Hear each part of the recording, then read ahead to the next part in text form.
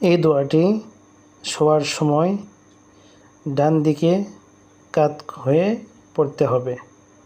দোয়াটি হলো اللهم رب السماوات ورب الأرض ورب العرش العظيم ربنا ورب كل شيء فالق الحب والنوى منزل التوراة والإنجيل والفرقان أعوذ بك من شر كل شيء أنت آخذ بناصيته أنت الأول فليس قبلك شيء وأنت الآخر فليس بعدك شيء وأنت الظاهر فليس فوقك شيء اقض عنا الدين وأغننا من الفقر।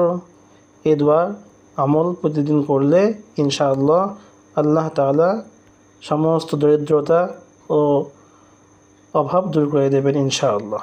আল্লাহ তাআলা আমাদের সবাইকে এই দোয়াটি বারবার আমল করার তৌফিক দান করুন। আমিন।